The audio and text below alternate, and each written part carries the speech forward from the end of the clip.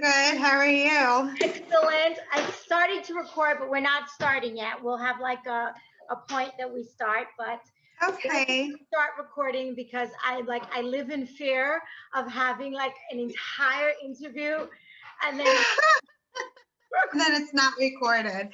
I can totally understand that 100%. It's like my performer's nightmare, like, going on stage and not having lines, which to this day, we all people who perform, we all have that nightmare. That You're and so cute. I'm sure have you ever had the Shabbos is starting in 10 minutes and you haven't cooked nightmare? Yeah, I've had that nightmare. I've also had where I get in front of a group and I don't know what I'm teaching. And I'm like, wait, and I'm like, what am I teaching? And I'm just like somebody else, we've all had, or I'm back in high school and I didn't, study for a test. I've also had that nightmare. No, that's great. Where are you from? Huh? Where are you from? I'm Colombian and Honduranian. My father is from Colombia. My mother's from Honduras. We're the Solomons that came over. I said, like the first rowboat to America. People think I'm joking, but it's true. No, it's amazing. Yeah. My families have been in the Latin America, the Caribbean for like hundreds of years. Wow. So I say to people, I look like this because we've been there, and you look like how you look because your family's been there for hundreds of years. But neither of us look like Moshe Rabbeinu. Oh, you're so cute. Cheers to that. Oh my gosh, interesting. Yeah. No, that's really neat. Wow. And but when did you move here? So I moved to Israel 15 years ago. So let's first of all, I'm gonna use some of this because you're hysterical. I love you, and I'm so interested in who you are. So you introduce yourself before we get any further, because I could enjoy talking with you for the entire time and then have you not even say your name. Nina, go on and introduce yourself. My name is Nina Brenner, and I own Paint Party Events, and I teach paint parties and art classes in Israel and all over the world now because of Corona. Amazing. So first of all, you were asking me how long I've been here. I've been here 15 years. How many years have you lived in Israel? 10 years. This winter it'll be 11, but wow, crazy, actually. That's crazy. And did you made Ra'anana? I mean, you made Aliyah directly to your neighborhood, your community there. You're in Ra'anana, right? No, I used to live in Ra'anana. I live in Rehovot. But I made Aliyah from Florida to Beit Shemesh originally, and then moved around a little bit until I got settled. All right. Well, hey, Rehovot's a great community, I hear. I love it. I really love it here. And I love it here. You're so close to IKEA. Yes, I know. IKEA and Palmachim Beach, and it's very central. It's so central. It's a great spot. It's between, when I used to have to drive to the paint parties, it's right smack in the middle. It's fantastic. Absolutely. So, yeah. Wait, where are you, Renana? No. So, no, I'm in Modi'in. Oh yeah, you're 2 seconds for me, and that's where my parents live. That's how we had originally met at one of your events here in Modi'in, and then for those who really see, then I liked her on Facebook, and I was following her, and we were in several groups together, and I love art, and being a theater person and art and everything. I've sort of been her groupie, admiring her artwork and what she's done and created, and I love the fact that we'll get to how you got to your paint party concept, but I just love the fact you bring art to the general population, and so many people walk around saying, oh, I can't paint, I'm not artistic, I don't have this, and I love that at the end of one of your events, they're like, I made this. It's pretty cool. It feels good. Yeah. It feels good for them, and it feels good for me to see that, so it's a nice feel-good activity. Yeah. I love seeing the artwork behind you there. So how did you come to, were you always, did you study art always? Or are you just like a natural born artist and then worked on it? Or tell us how you came to the art world, so to speak. Okay, so actually when I was, first of all, yes, I've always loved to draw. I've always loved to paint. Ever since I was a kid, I wanted to be a teacher. That's that, yes. But then in middle school, I loved to draw and paint. But then I got into high school. I remember exactly what happened. It was ninth grade. I was an actress and I wanted to be, I'm sorry, I'm just adjusting this because I wanted to be, because in middle school, I was in drama and acting and all of those fun things. So I got into high school, and in ninth grade, I applied for the drama acting club.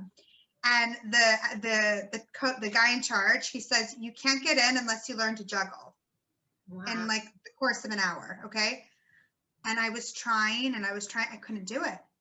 And I actually remember not getting into that particular program.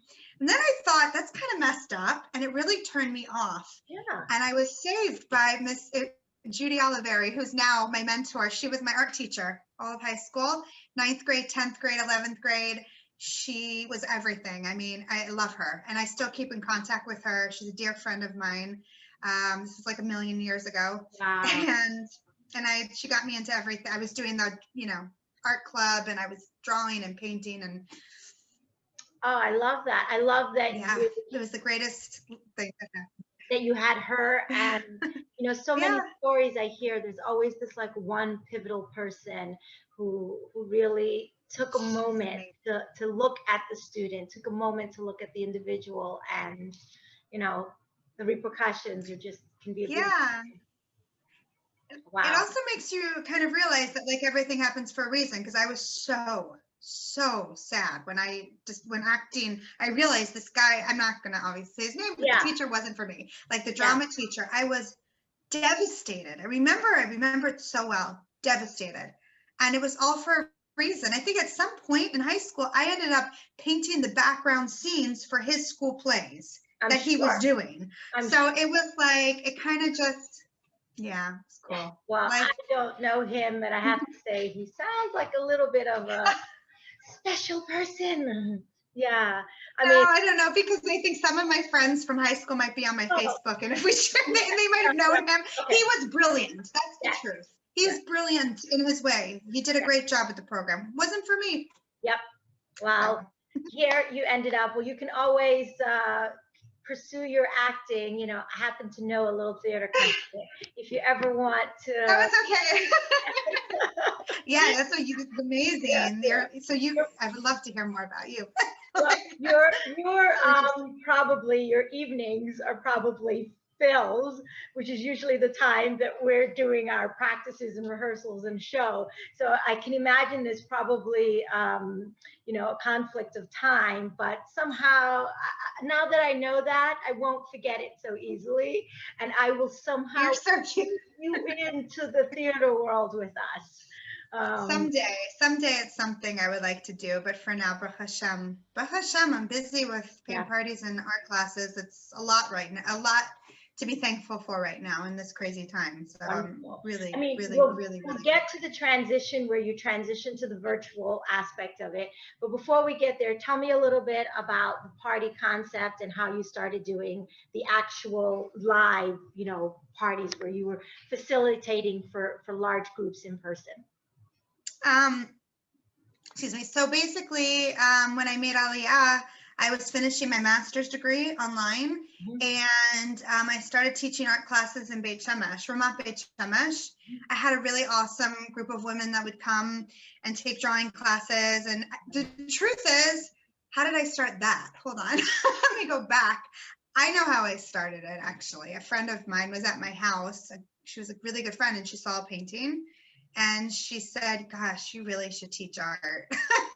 And I actually, from there, my degree actually is an art-related degree. It's education, but then I went into my master's. I did a graduate certification in gifted and talented education, where I would work with gifted children. So I did take a lot of courses that were art-related, but I don't think I would have actually pursued this if it wasn't for her just mentioning, like, wow, you really should teach art classes. And I did, and I started teaching with a lot of groups in Ramat Beit Shemesh, a lot of groups, a lot of teen groups and adult groups. I think at some point I realized you can teach anyone to paint anything if you break it down in a certain way. Yeah. Which is the paint party concept theme method. Yeah. Yeah. So that's, and then it expanded. I thank God, like I taught a lot of those paint parties in Ramape Chemish, and then I moved to Renana, and I started again over there with classes and teaching paint parties. And then I moved again a while ago, like 6 years ago here. And now I feel like I kind of know people throughout the country. Wow. So it's been. In all the neighborhoods. Wow. It's been a good run. Now that I'm thinking about it. And again, I can't help but pause and speak to the fact that you had a friend who gave you positive encouragement and support and took a look at a set of skills that you possessed, and you weren't so sure that you could do it yourself, and she encouraged you. I mean, I think that we have to constantly do that as a global community, as women, as people. You know, when you see someone in your life and you see that they have a skill and a talent and they're great at it, you know, you should tell them. You should just say to them, "You're amazing at this. You're fantastic. Why don't you do this?" Or just, you know, because you never know. It might just start. You never know. The spark, you know, and never know. It's such a good point, actually. So true. You never know what they could do with that. Yeah. True. So that brings us to COVID and the corona and the situation that we're in and the lockdown, and because we're on several similar groups, for some reason, or I don't know if it was on a group or it was just a personal post that you posted and then we all tagged in. And I remember the moment when that first happened. I mean, those of us who our jobs are going places, working with people, not in a static office, it was just the carpet was pulled out from under everyone.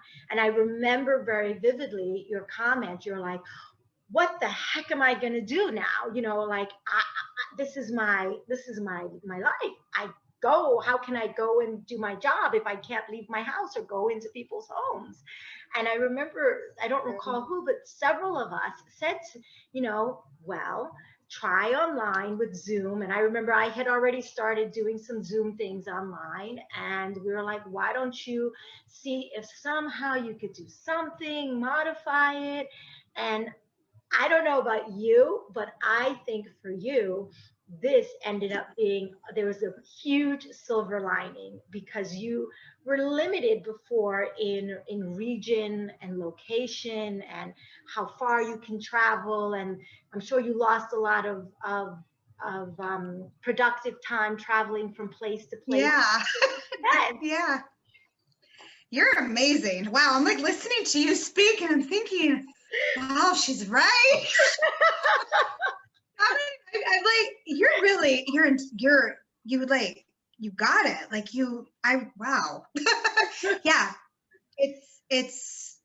I remember that. I remember I did a video actually, and I was so devastated. Yeah. I thought, what the heck am I going to do? Excuse my, I was really scared. I was really scared because, I mean, listen, I'm also a single mom, so it's just me and my kids, you know. This is all I got. Like, I have this, paint party thing going on, and Baruch Hashem, it was really good, and I was going all over the country and working with the area and the organizations, and then, like this, you can't do that anymore. Yeah. So it really, and the funny thing is, though, years ago, people have said, you could do this online. I'm like, who's going to want that? Like, you know what I mean? Who's interested in that?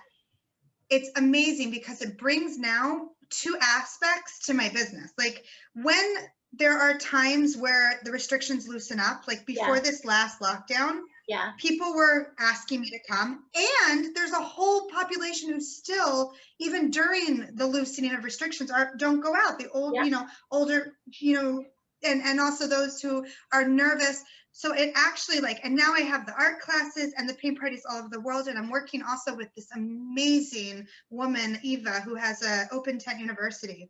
And I'm teaching students of hers all over it's like, it's so cool. It's so cool. I'm a little zoomed out, but it's so cool.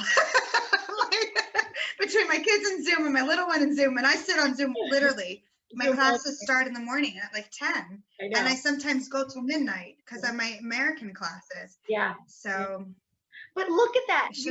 You are reaching an American audience. Sure.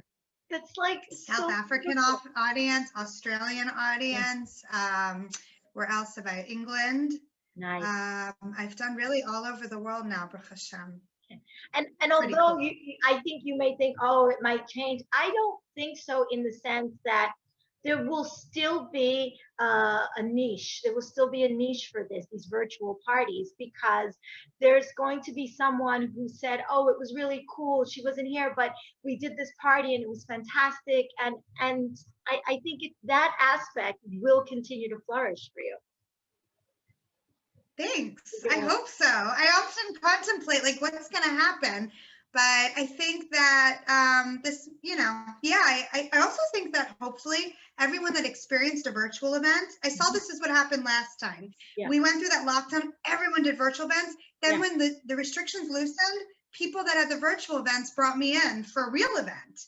So I'm hopeful that all these people, these Baruch Hashem, hundreds and hundreds of people that I've been working with will bring me in for events when the restrictions loosens. And then I think also just like the classes will continue. There's a lot of Hugim. They signed up for the year now. Nice. I hope you're right. I really do. I really, really hope that this sticks around. And that there's two aspects that continue where I have two parts of my business. Yeah. So. Absolutely. Yeah. So it's definitely a form. It's for lack of a better description, later on, it's going to be like a gimmick, it will turn into, oh, we have a virtual class. That's cool. We can do this. She's all the way over here and we're here.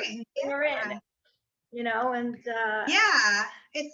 but what also is cool is when people book a paint party now, even if I go, they now realize their family in England and in America can join in. So that will stay, I'm sure, because even during when there wasn't lockdown, we had the computer and family members joined in from all over while I was teaching the event live. So that part is so cool to me. So it's like almost like bat mitzvahs, everything. Yeah, like a family reunion also type of event.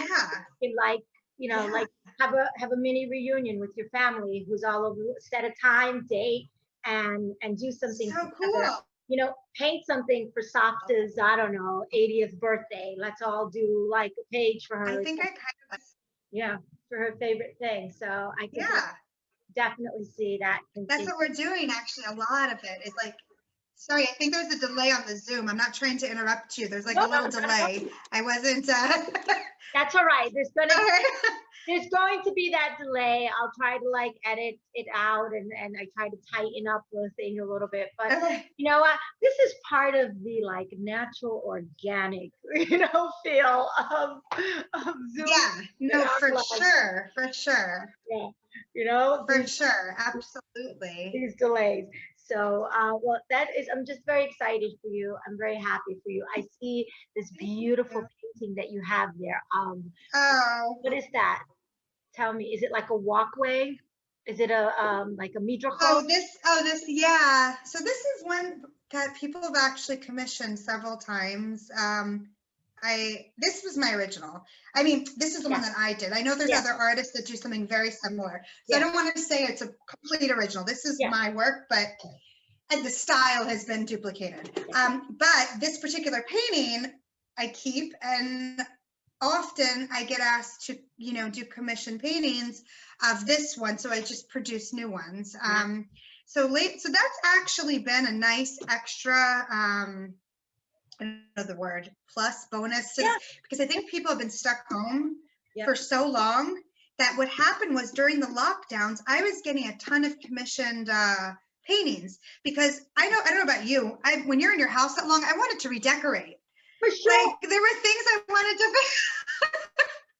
and somebody wanted, somebody asked me to do a mural on their house, so that's been really cool. I've been doing some, I know, what else are you going to do? I painted my kid's wall, like the whole wall, I remember all the time.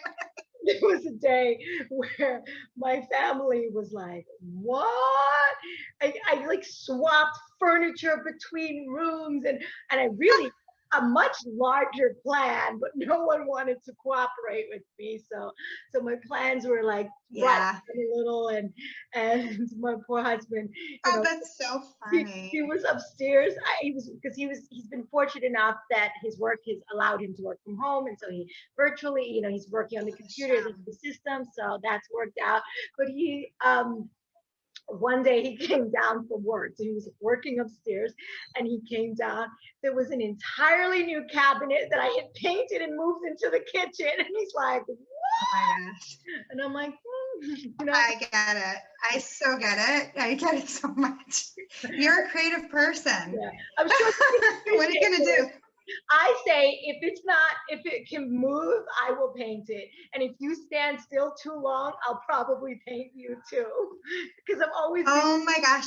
So get it. I so get you. I get it so much. It's like, there's a piece of furniture and it's just dying to be reinvented by having it painted a new color. Yeah. Fresh. And, so I'm definitely. I think that's what makes this period of time. I really, really believe that if you're a creative person, it was like the key in getting through the last, I don't know, 6 months, because I was never, I can say I'm bored, but I'm never really bored because I can look at something and I can totally like, okay, let's reinvent this. Let's paint a rock. Let's make this into a basket, or let's, do the wall.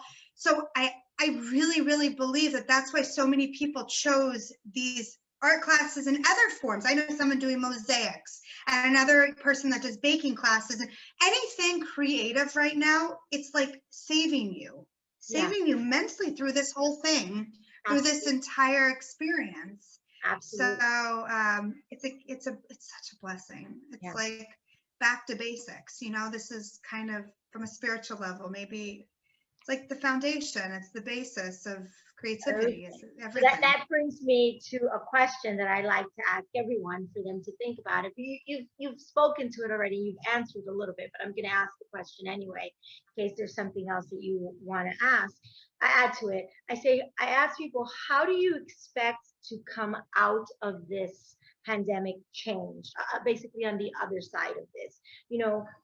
How do you think you'll be different? Will you be better, kinder, more cautious, a germaphobe? Will you become more of an introvert and more connected to your family, more connected to yourself and having taken the time to take a look at who you are and some of the things that we just didn't have the time to focus on because we're so busy focusing on life.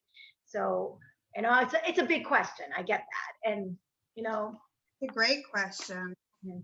First thought, great question. Do you think like like how has it affected you? What do you think? Well, how do you see yourself? Let's say, we get our vaccine. Like I could say something funny. I'm like, should I be serious or not serious? Like my blood pressure's gone up during this time, but that's not what we're talking about. I'm guessing. Funny is good. Funny is good. I like funny if we don't laugh. It's all about laughing. Yeah. I mean, listen, in the beginning, I think it's been this like roller coaster of emotions that at the end, after all this, I think a lot of that needs to be validated. I mean, the beginning was fear, right? And then it turns to appreciation of being healthy. And, every minute I think I wrote on Facebook, I'm so grateful to have this time with my kids. Yeah. And then it turns to, I'm going to kill my kids if they're in the house another second. And then it turns to, we're free and then we're not free. And then the repetitive, and then the trauma comes in from the first time you have this trauma. So I think that after all this, I mean, of course, gratitude, especially if I get through this without getting, please God, we get through this not being sick. So, right, you're grateful, so grateful for your health. I am really, really, really grateful that my parents are okay. So, my parents are here. I definitely will hug them, miss hugging them so much. Tremendously. I'm beyond grateful that I have a business. I mean, I feel guilty. Every time I say that, there's this like enormous amount of guilt that weighs on me because so many people lost their business or struggled. And and I don't even want to say I credited everything to my business. I have a great community of friends, a great support system. You know, I think even if my business would have failed, I would have been okay because of the support system that I surround myself with. So there's a lot of gratitude there. Yeah, and regarding the germaphobe stuff, I don't think I'll ever forget this a time. I mean, you should see me when I go out with my kids. I'm like, hands to the side. Don't touch that. Don't touch it. Don't touch it. Here's a napkin. Touch it with that. Wait, wash your hands. Pull the mask up. Why is your mask there? But don't touch that. You know, every 5 seconds. My poor, I feel so bad for my, you know, my 5-year-old, you know, like touch the elevator. No, touch it with your elbow. Touch it with your, you know.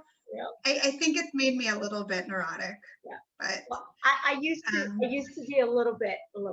Okay, I have to say, full disclosure, you know, everyone that knows me knows that I am like the cleaning Nazi, and I like everything clean. Besides painting you, if you sit still too long, and I might spray you with bleach. You'll start cleaning them. Here's some sanitizer.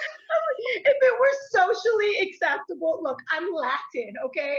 My father's Colombian, my mother's from Honduras. I'm Latin, but if and you know, if it were socially acceptable for me to be a cleaning lady, it would be. Hear you. It's too much of a stereotype, but I love cleaning. You're so. Oh my God! Oh, I'm from Miami. Oh yeah. I can't go there. I can't go there. Okay, but so that being the case, before COVID and Corona, whatever, I would always press the button of the elevators with my keys, and with your key. With my keys, with the key that I had and that I touched, there was always like Purell. Always clean my hand before, after, in the car. The Purell queen, and so it hasn't really changed that much in terms of.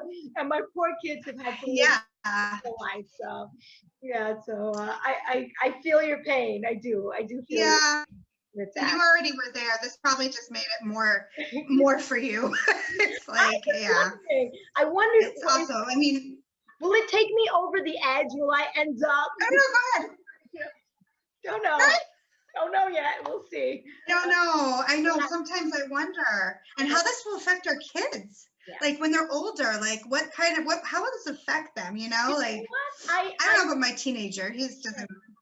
I think that the younger kids will look back on it as if though that year, remember when, like something that they all lived through collectively, that a generation, you know, might not understand, and they'll talk about.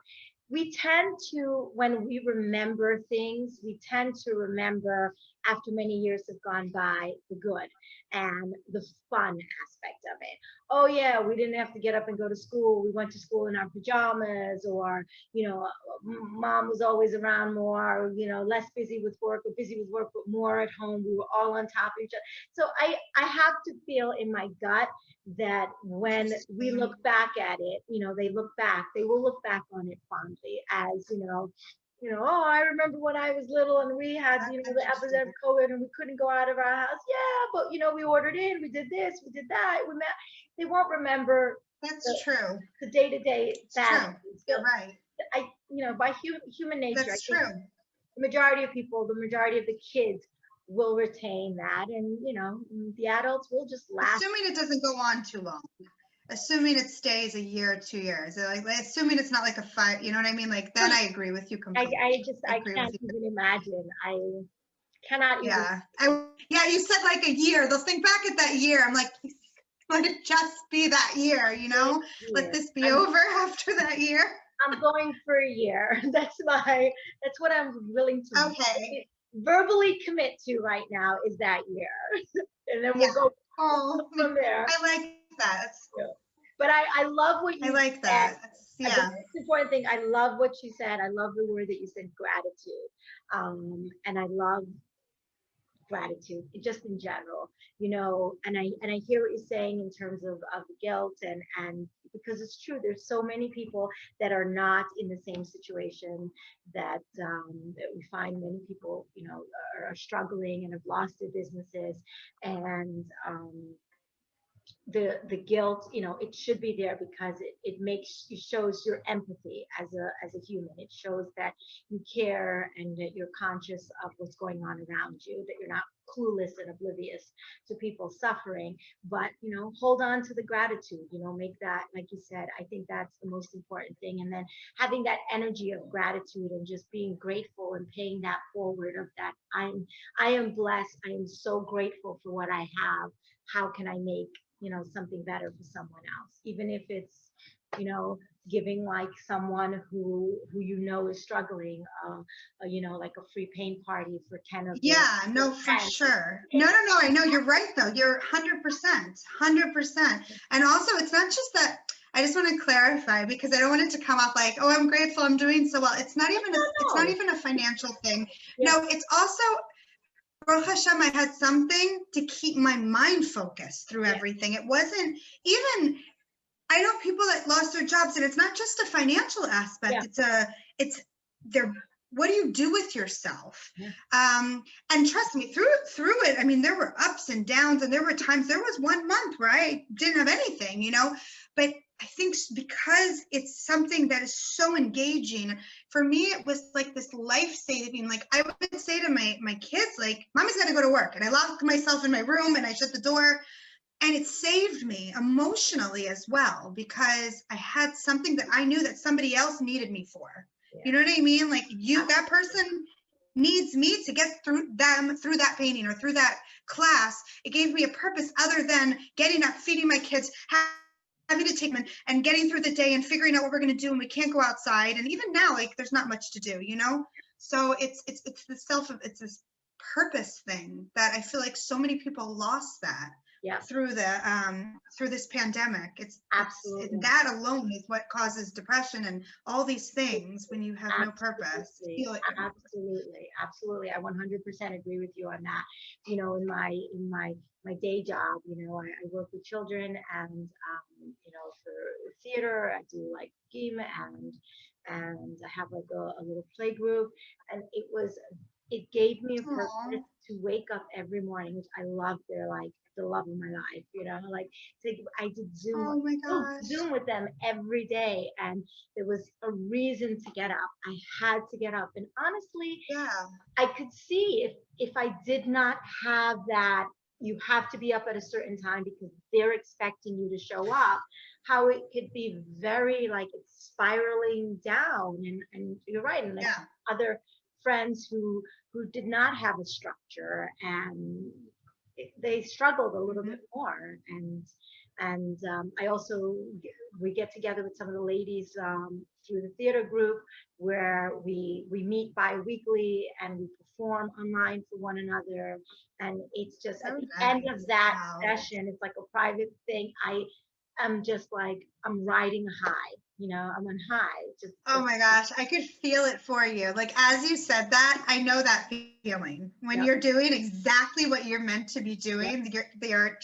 Your soul like explodes. It's such a good feeling. It's amazing. Oh, it's absolutely. I'm so happy you're doing something that gives you that feeling. And this, I've been wanting to do this for the longest time, and the Zoom platform has just created the perfect, easy way for me to do it. I've always, had the restraint of, the equipment and the right software and the this and the that, and do I really? And you get so busy with your day-to-day life. But I love that I'm trying to reconnect to people during this time to see how they're doing, and to get other people to meet other wonderful, individuals and businesses and people who love art and just our outlook on life. And I think it's very important for like to so good that you're doing this. So, but I'm going to ask you a few. No, it's amazing. Oh, thank you. Okay. I'm going to ask you a few fun questions just to break it. There you go. Facebook or Instagram? Could be both. What, do I have both, or what I like more? Which one do you like more? I like Facebook better. I have both, but I like Facebook. Me too. Yeah. I don't want to insult any Instagrammers, but me too, 100%. No, I think it's a generational thing too. My son likes Instagram. Like, it's a generation. Exactly. So if you can think of a person, any person in history that you would like to have met to actually go hang out with. If you're able to travel back in time to any place, any person, who do you think it would be? I know it's one of those things that you got to just think about and be like, Never good at this stuff where like they ask me questions. My yeah, brain like I was always like not that person. Who could I meet? Who could I go back? I mean, probably I don't know, like honestly, I know this is cliche because I'm an artist, but I would have loved to meet like Van Gogh or Picasso or Salvador Dali. I know that's like really morbid because Salvador Dali was like dark, but I just love like I would have loved to meet someone that really made an impact in the art world. in the art world. So No, very nice. that would have been cool. Yeah, that's a great answer to just I say. just would need to really think about which one. Yeah, I don't know which one, but which one? Well, that would be you cool. could like update me later on about it. So Yeah, I would. okay. And what is, you don't have to, if you decide to leave out Israeli cities in general, so as not to offend any cities, I understand.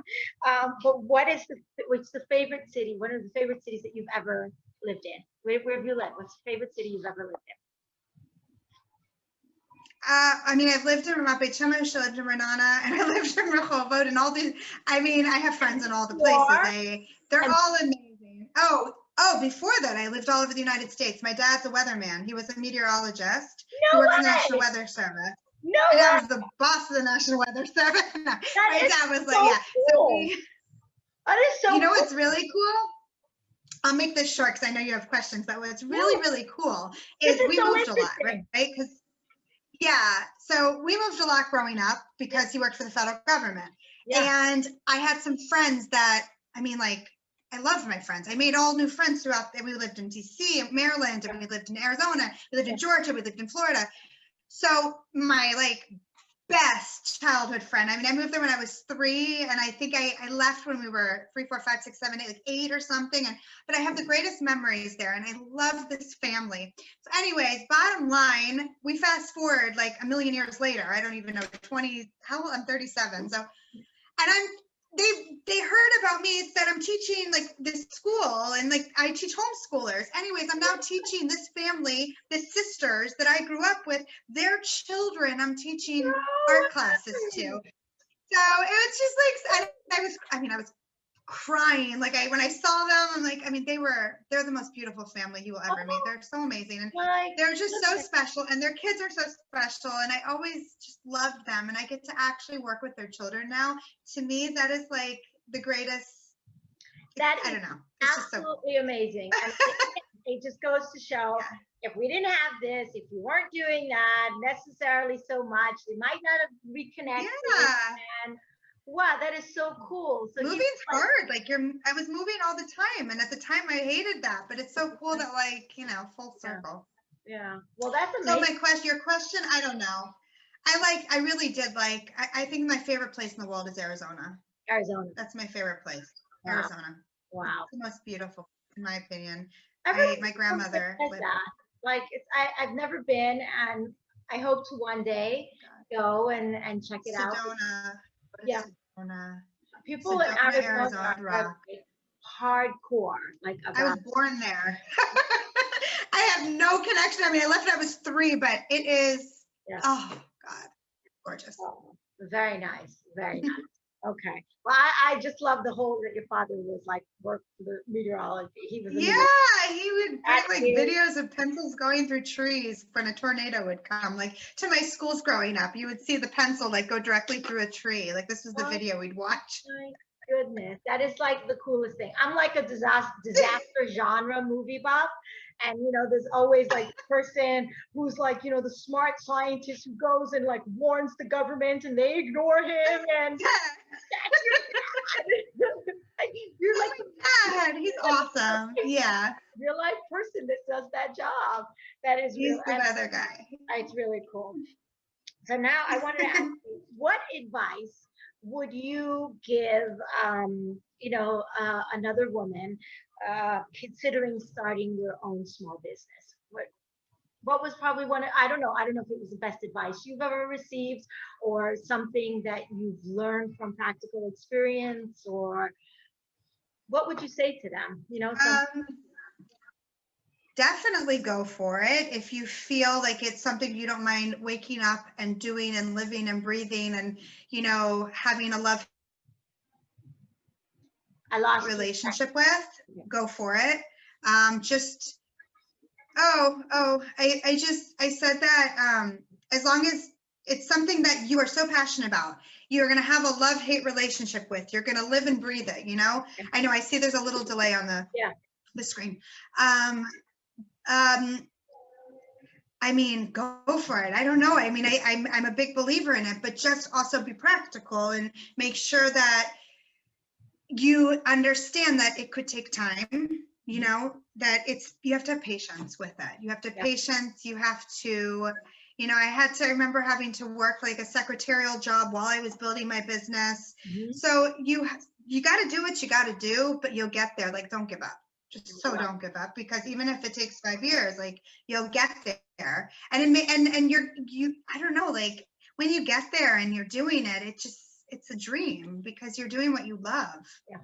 So I think that's probably the best advice that you said. You have to make sure that you love it, because you're going to live it, eat, breathe. You're gonna live it. It will be your whole world. I always say to there's times it won't be fun for you. I mean, there's times like I used to just paint on my free time. Now, because I'm painting all day, every day till the evening, I don't get to enjoy that. But then sometimes I'll get a client or a student who we do free painting together, and I'm like, oh yeah, I miss this, But I love it. I wouldn't trade it for anything. I just, it's a constant effort and struggle it's your business. It's not like someone's paying you a salary. You have to really, really work. To make it successful. But it's good. Do it. Reality. Yeah. I always say, I have 3 daughters and a son, and I always say to my daughters, especially because I call him jokingly the boy. He's the youngest one, so we're like the boy. He doesn't get the advice yet, because he's young and he's the youngest. How old is he? Well, how old is he? What did you say? How old is he? He's 12, which but my other ones are 22, 20. 16. Oh, really? Gosh, you look young. How do you have a 22-year-old? Thank you very much. Oh my gosh, you look like a kid. Thank you. I love you. You're doing something. You look young. No, wow. I'm definitely not. But yeah, I have grown children, and I say to my girls, I know that my best advice to you about work is, if you have to work or if you choose to work, make sure it's something that you love doing. Because if you love your job, then it's not work so much. There will be days that you won't want to do it. You will be exhausted. You will say, oh man, do I really have to? I don't want to do it. But once you're doing it, if you love what you're doing, that's it. So try to find that thing that is your passion, and try to figure out how to make your passion your livelihood somehow. The things that 100%. You feel passionate about. So true. It's such good advice you're giving your kids. Yeah, it's really good. Yeah. But it's coming from me, and they're my kids. So it goes in here, it comes out here. They go like, yeah. I know, but they'll remember, because my mom used to put a magnet on the refrigerator that said, if you do what you love, you will never work a day in your life. That's what the quote was. If you do what you love, you never work a day in your life. Yeah. And you think I understood that as a kid? You think I paid attention to it? But now I'm 37. I remember, I just memorized it. I actually remember it. If my mom watches this, she's gonna be shocked. Because she used to live Post-its all over the place. Yeah. My mom would put Post-its and write notes. And I actually was paying, your kids are paying attention. They just won't realize it till they're older. Well, they're much later on in life. Yeah, absolutely. And one other thing I wanted to suggest to you, I wanted to say, you should make prints of your artwork. And thank you. Just like when you were saying that someone commissioned that picture back there.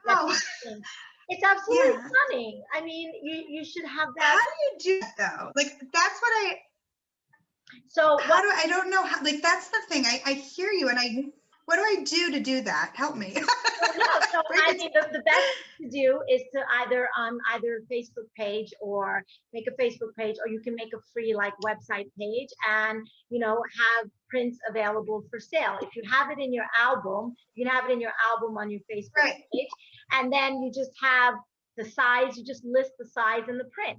You know? What I mean is like the actual process, like the process itself, though. That's what I'm talking about.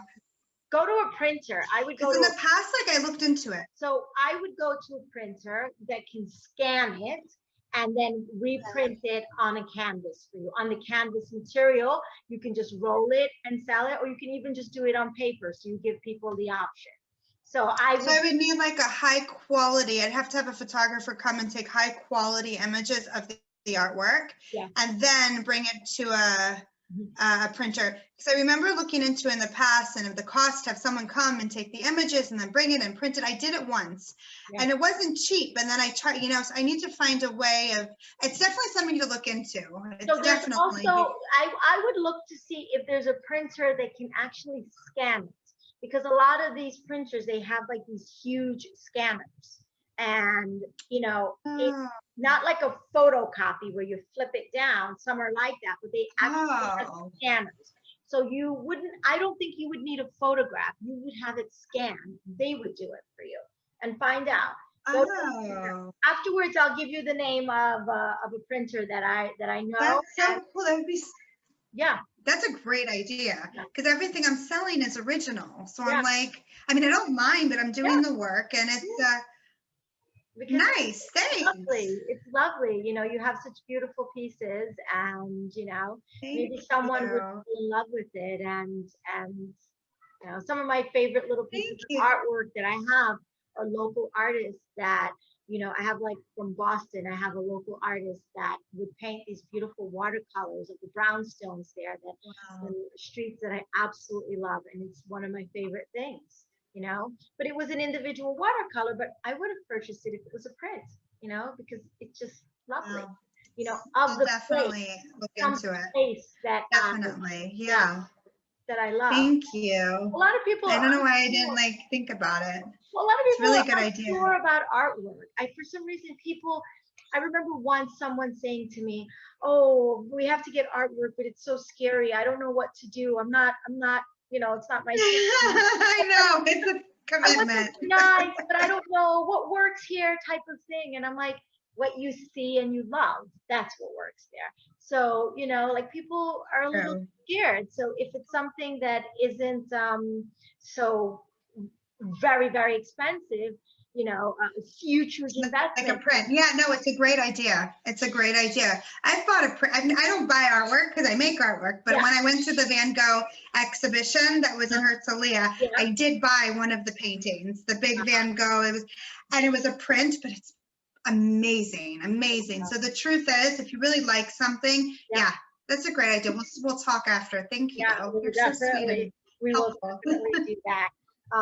But you know, this has been absolutely amazing. I loved speaking with you, chatting with you.